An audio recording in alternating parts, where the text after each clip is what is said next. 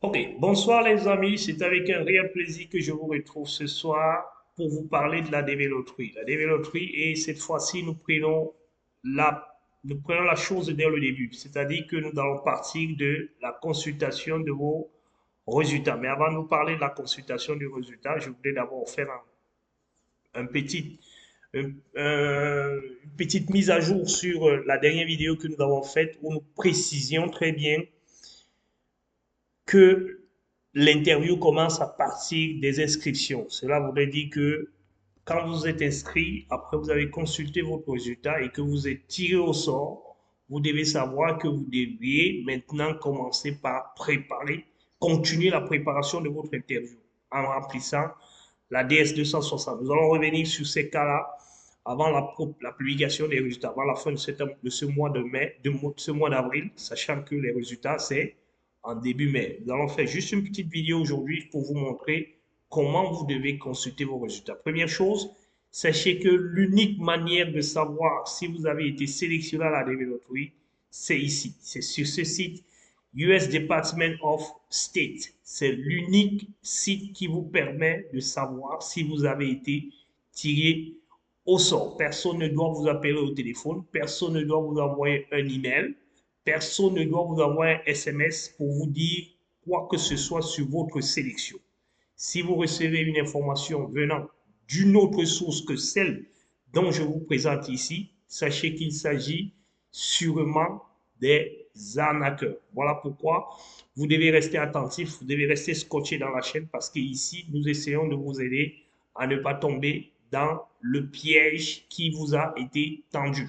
Ce piège-là qui commence par vous envoyer des mails, ceux qui savent que vous avez été sélectionné, ceux qui ont fait votre sélection ou alors qui ont participé à votre inscription, ils peuvent également se transformer en bourreau, vous envoyant des informations selon lesquelles vous avez été sélectionné et pourtant vous ne l'avez pas été.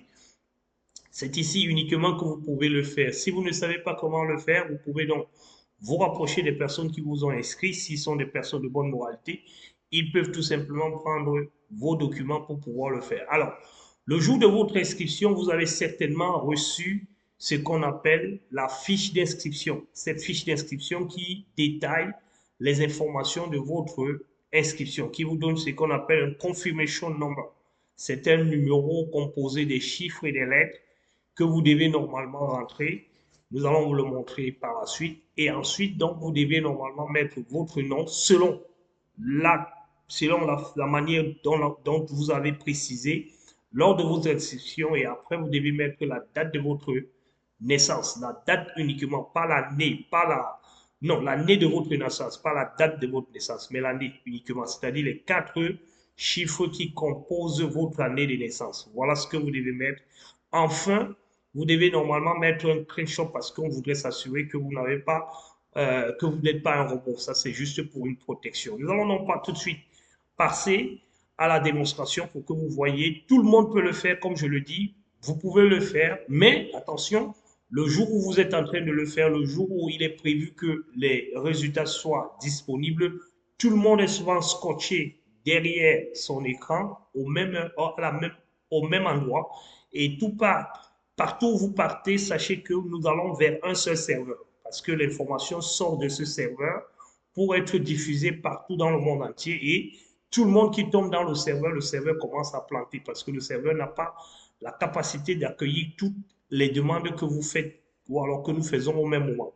Voilà pourquoi ça sera un petit peu compliqué pour vous de pouvoir consulter votre résultat le premier jour ou alors les premières heures parce que ça sera normalement le 7 à 18 heures, heure locale. Quand je dis heure locale, ce sera normalement l'heure de là où vous vous trouvez de l'autre côté. Mais ici aux États-Unis, en East Time, il sera normalement 12 heures. 12h00, vous pouvez donc consulter votre résultat. Donc à partir de là, à partir de East Time, vous pouvez voir à quel niveau vous vous trouvez, quel est votre fuseau horaire pour pouvoir correspondre à X-Time. X-Time, parfois, ça correspond à 5 heures pour l'Afrique centrale, 4 heures de plus, non, je vais dire de moins pour l'Afrique de l'Ouest, 5 heures de plus pour l'Afrique centrale et je crois 6 heures pour l'Afrique australe.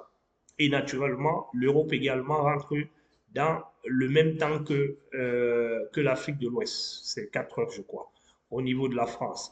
Voilà un petit peu les informations que nous tenons à vous donner pour que vous puissiez rester focus et que vous puissiez normalement, à travers votre téléphone, si vous avez une petite connexion, vous pouvez donc rentrer ici au niveau de la barre d'adresse dvprogramme.state. Je le dis en anglais, mais en français, c'est dvprogramme. Programme, c'est avec un seul M et pas E.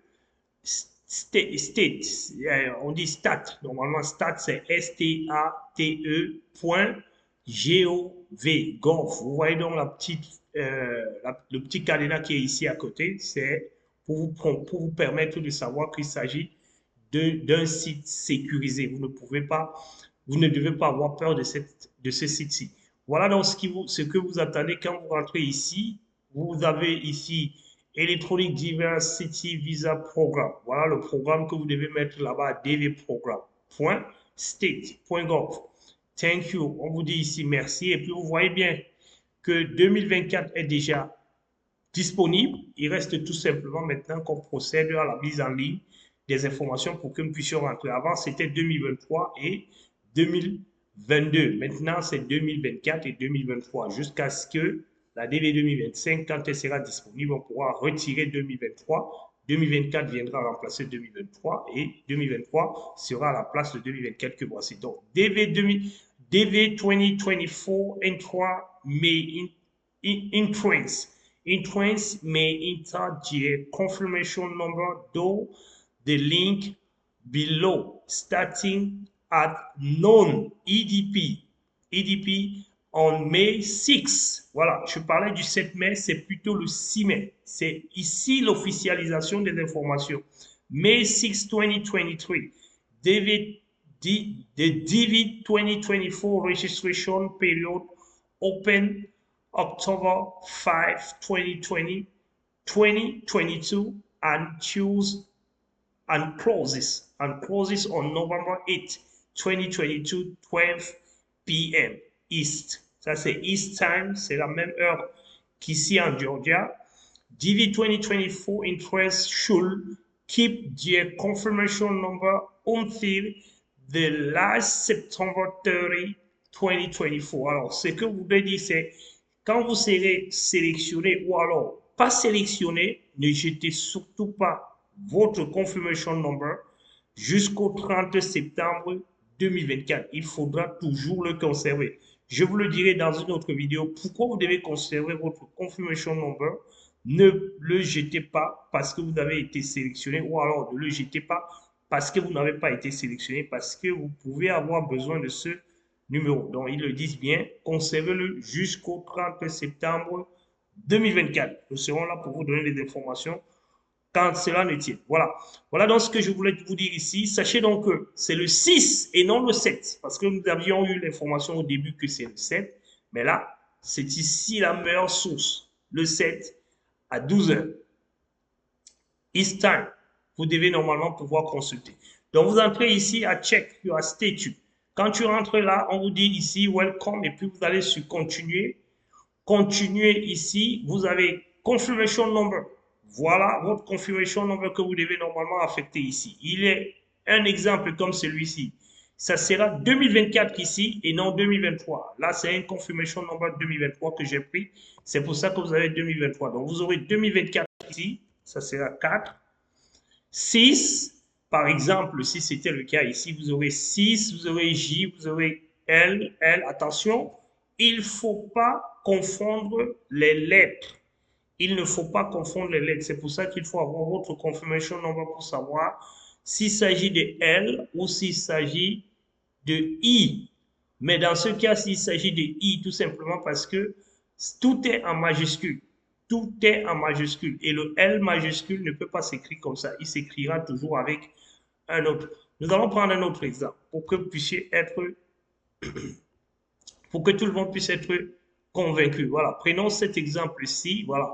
2000, mettons, enlevons le 3 et mettons 4 pour que tout le monde sache. 2024, 5L. Vous voyez donc la différence entre le L et le I. De l'autre côté, c'était le I. Ici, c'est bien le L. Les chiffres sont en majuscule 5. suivi de O. Ne pas confondre un O et un 0. Regardez bien le O de 0 qui est ici. Ici, c'est 0. Et là, c'est O. Ils sont très bien différents. C'est comme ça qu'il faudra regarder un petit peu. Les lettres peuvent se confondre et après, vous pouvez avancer. Ensuite, vous avez ici last name. Alors, last name ici, c'est le nom que vous avez donné dans votre dossier d'inscription, le nom qui a été donné avant la virgule. Vous pouvez normalement remettre la virgule, comme vous pouvez ne pas mettre la virgule. Mais ce qui n'est pas intéressant, c'est ce qui suit la virgule. Vous mettez tout simplement tout ce qui concerne, tout ce qui est dans votre nom avant la virgule. Vous le mettez ici. Ensuite, vous mettez l'année de votre naissance ici, uniquement l'année. Vous voyez bien que c'est euh, quatre chiffres qui sont, ou alors quatre caractères qui sont réservés ici. Donc, c'est juste l'année de votre naissance, pas la date, mais l'année. Dès que vous avez mis cela, et puis vous allez venir ici pour réécrire l'authentification de ce code ici. AN9XR, sachant que ça peut changer à chaque connexion. Ensuite et enfin, vous cliquez sur Submit ou alors Soumettre, ceux qui seront en train de le faire en français. Et là, vous allez avoir apparaître soit You has been selected, vous avez été sélectionné, ou alors You has not been, non, You have randomly selected, voilà, c'est ça. You has been randomly selected, ou alors You has not selected. Voilà les informations dont je tenais à vous dire aujourd'hui. Nous allons revenir sur les prochaines vidéos très rapidement. J'ai voulu faire cette vidéo pas en allant rapidement pour que vous puissiez mieux comprendre ce qui beaucoup me contactent ces derniers temps-ci parce qu'ils sont en train de s'imprégner de la loterie. Et nous allons parler rapidement quand nous expliquons des choses qui concernent la DV2, la DS, la DV, voilà, DV 2024. Nous allons beaucoup plus le faire pour ceux qui sont de 2023 parce qu'il faudra condenser les sujets et essayer de faire des vidéos qui ne sont pas très longues. Voilà un petit peu les informations dont je tenais à vous donner aujourd'hui, les amis. Sachez également qu'il y a une autre possibilité. Si vous avez perdu votre confirmation number, vous pouvez venir ici, cliquer sur Forgot Confirmation Number. Vous pouvez donc venir ici, vous dites j'ai oublié ma confirmation number. Alors, quand vous cliquez sur j'ai oublié mon confirmation number, donc vous ne le connaissez plus, ils vont vous demander ici Diversity Visa Program Year. On vous demande dans l'année. Ici, ça va changer en 2024. Dans quelques jours là, vous avez 2023 ici, mais là, il va vous dire 2024 ici. Et après, il vous demande ici Last Family Name. Même chose. L'année, le nom que vous avez rentré, le nom, pas le prénom, pas le middle name, mais le nom que vous avez rentré dans pendant votre inscription. Vous le mettrez ici et vous mettez votre première, premier prénom. C'est-à-dire que si vous vous êtes inscrit avec deux prénoms en premier, vous mettez les deux. Si c'est un seul prénom, vous mettez.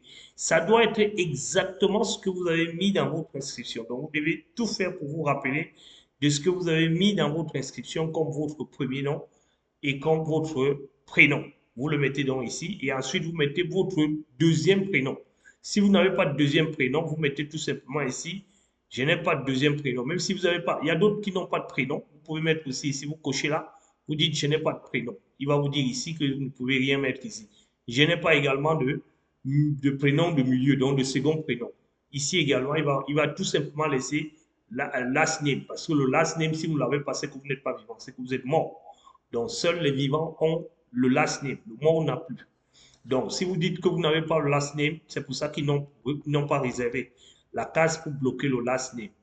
Ensuite, donc, si vous l'avez fait, donc vous venez. Par contre, ici, ce n'est pas l'année de naissance, mais c'est la date de naissance que vous devez mettre entièrement ici. Votre mois de naissance, le jour de votre naissance et l'année. Attention, ce sont les informations que vous avez renseignées le jour de votre inscription. Si vous avez renseigné des fausses informations le jour de votre inscription, soyez capable de pouvoir reproduire ces fausses informations ici. Sinon, vous n'aurez pas de résultat. Et ensuite, il vous demande votre email. Là également, l'email que vous avez utilisé en vous inscrivant ce jour-là. Et enfin, vous mettez l'authentification du code ici. Dès que vous mettez ce code ici, vous allez sur Submit. En principe, il va vous donner l'information. Je vais revenir par la suite parce que je sais qu'il y aura quelques erreurs qui vont apparaître pour certaines personnes qui seront dues peut-être par une erreur de description, d'autres aussi qui seront dues certainement parce que il y aura des problèmes de connexion, la base sera très surchargée.